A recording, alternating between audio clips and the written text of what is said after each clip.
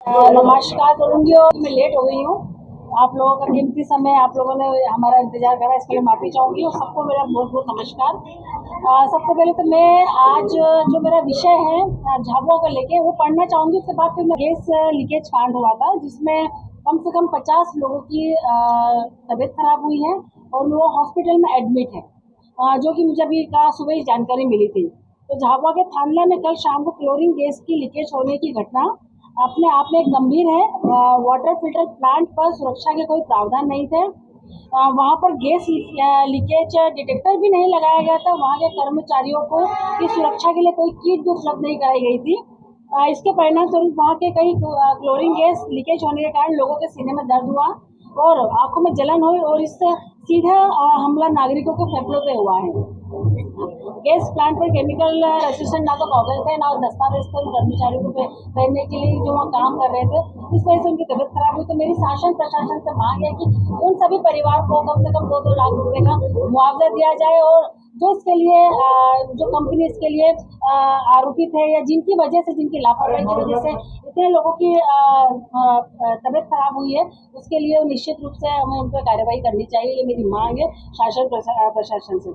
झाबुआ क्षेत्र के कानून व्यवस्था की मैं बात करूंगी कि आपको सभी को जानकारी है कि जिला पंचायत अध्यक्ष ओम यशवंत सिंह जी के घर में अगर चोरी हो जाएगी तो बाकी आम जनता के घर में क्या होगा, आप सोचिए। ये कानून व्यवस्था है कि इस तरीके की व्यवस्था से किस तरीके से झाबुआ निपटेगा।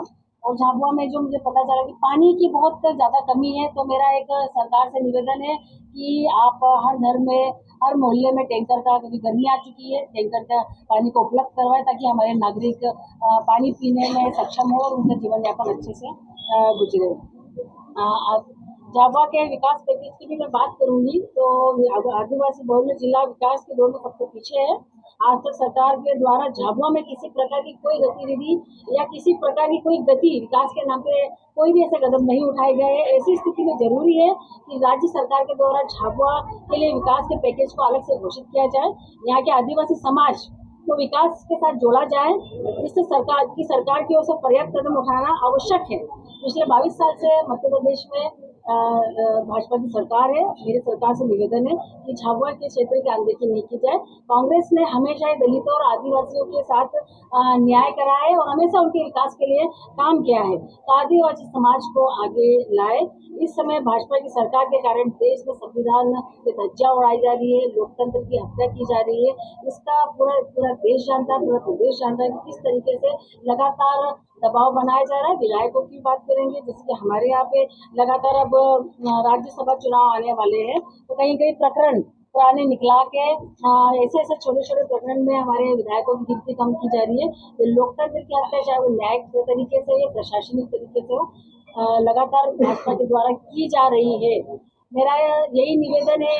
मैं बल्कि 22 साल से अगर आप सरकार में हो तो महिला सुरक्षा के नाम पे आपने क्या किया है महिलाओं को, ये बताया, ये पूछना चाहती हूँ।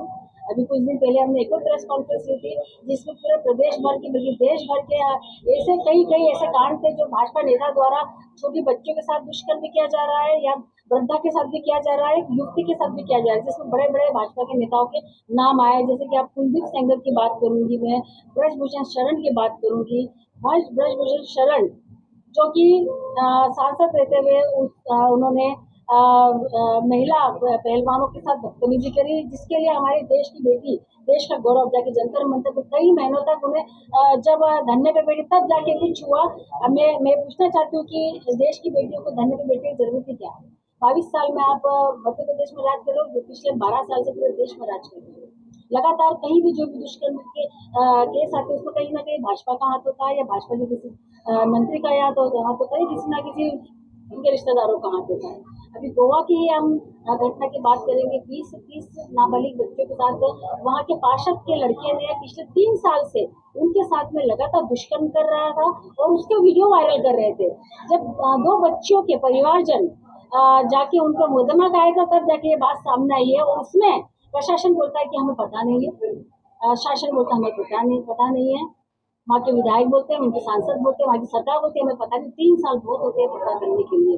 कहीं ना कहीं आपका संरक्षण मिला हुआ है, इसलिए वो लगातार 3 साल तक 30 बच्चों के साथ अगर वो बलात्कार करके वायरल करता रहा है, तो इसमें कहीं ना कहीं पूरी तरीके से भाजपा की सरकार और वहाँ का शासन प्रशासन उस व्यक्ति के साथ, उस भाजपा के पार्षद के बेटे के साथ मिला होता। तो क्योंकि मैं मध्य प्रदेश महिला कांग्रेस के अध्यक्ष हूँ, मेरा ये दायित्व बनता है महिला सुरक्षा को लेके आप ऐसे चीजें उपलब्ध करवाएगी ताकि हमारी महिलाएं दिन में तो, रात में तो छोड़ो, दिन में भी अभी ये हालत हो गई कि महिला बाहर नहीं निकल पाती है। छेड़छाड़ के लगातार महिला युक्तों के साथ केस होते जा रहे हैं। तो आज देरी सहमी सी है, महिलाएं आगे नहीं बढ़ती जा रही, नहीं बढ़ी। आपको ऐसे कानून लाना चाहिए, मैंने पहले भी कहा था कि ऐसे फास्ट ट्रैक का न्याय व्यवस्था होना चाहिए कि हर जिले के अंदर महिला जब शिकायत लेके जाए तब उनके फैसले जल्द से जल्द आए। उनके लिए सालों से, उनके लिए या दुष्कर्म हो या कोई भी छेड़छाड़ का मामला हो, तो सालों साल तक उनका इंतजार ना करना पड़े। मेरी मांग है सरकार से, मध्य प्रदेश सरकार से, कि हर जिले में फास्ट ट्रैक न्यायालय महिलाओं की सुरक्षा के लिए उपलब्ध कराने चाहिए।